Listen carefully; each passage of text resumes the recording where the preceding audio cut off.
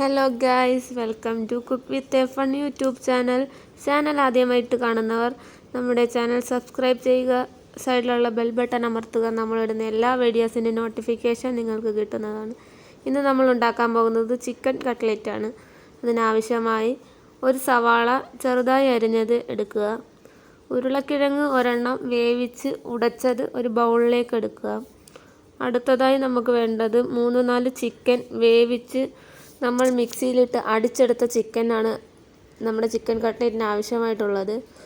അതും ഒരു ബൗളിലേക്ക് എടുക്കുക. അടുത്തതായിട്ട് നമുക്ക് വേണ്ടത് ബ്രെഡ് ക്രംസ് ആണ്, ബ്രെഡ് നമ്മൾ പൊടിച്ചെടുത്തത്. അടുത്തതായി അടുപ്പത്തേക്ക് പാൻ വയ്ക്കുക. ലേശം എണ്ണ ഒഴിച്ച് എണ്ണ തിളയ്ക്കുമ്പോൾ കടുക് പൊട്ടുമ്പോഴത്തേക്ക് നമ്മൾ നേരത്തെ അരിഞ്ഞു വെച്ചിരുന്ന സവാള അതിലേക്കിട്ട് ആവശ്യത്തിന് കറിവേപ്പിലയും ലേശം ഉപ്പും ചേർത്ത് അത് വഴറ്റിയെടുത്ത് മാറ്റി വെച്ചതിന് ശേഷം അടുത്തതായി ഒരു പാത്രത്തിലേക്ക് നമ്മൾ നേരത്തെ ഉടച്ചു വെച്ചിരുന്ന കിഴങ്ങ്, പിന്നെ നമ്മൾ ക്രഷ് ചെയ്ത് വെച്ചേക്കുന്ന ചിക്കൻ എല്ലാം കൂടെ മിക്സ് ചെയ്ത് അതിലേക്ക് നമ്മളിപ്പോൾ വഴറ്റിയെടുത്ത സവാള അതും കൂടെ ഇട്ട് ലേശം ഉപ്പും ഒഴിച്ച് മിക്സ് ചെയ്തെടുക്കുക.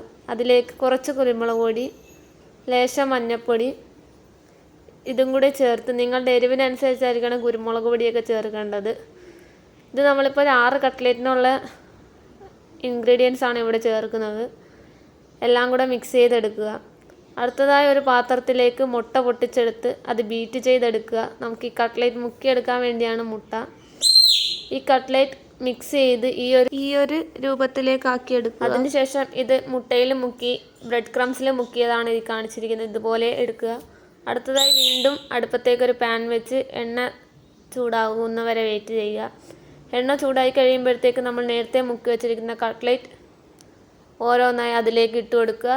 എല്ലാവരും ശ്രദ്ധിക്കേണ്ട കാര്യം, ഇത് ഇടുന്ന സമയത്ത് നമ്മുടെ ഗ്യാസ് എപ്പോഴും മീഡിയം ഫ്ലെയിമിലായിരിക്കണം, ഇല്ലെങ്കിൽ പെട്ടെന്ന് തന്നെ കരിഞ്ഞു പോകാൻ സാധ്യതയുണ്ട്. ഒരു സൈഡ് ഇങ്ങനെ മുരിഞ്ഞ് വരുമ്പോൾ തന്നെ നമ്മൾ തിരിച്ചിട്ട് കൊടുക്കുക. മീഡിയം ഫ്ലെയിമിലിട്ട് തന്നെ വേവിച്ചെടുക്കാൻ ശ്രദ്ധിക്കണം. ഇത് നല്ലപോലെ 2 സൈഡും മുരിഞ്ഞ് തരുമ്പോഴത്തേക്ക് നമുക്ക് എടുക്കാവുന്നതാണ്. നമ്മുടെ കട്ട്ലറ്റ് ഇവിടെ റെഡിയായിരിക്കുകയാണ്. നല്ല ക്രിസ്പി ആൻഡ് ടേസ്റ്റി കട്ട്ലറ്റാണ്. എല്ലാവർക്കും സിമ്പിളായിട്ട് വീട്ടിലുണ്ടാക്കാവുന്നതാണ്. എല്ലാവരും ട്രൈ ചെയ്ത് നോക്കുക, കമൻസിലൂടെ അറിയിക്കുക. Thank you.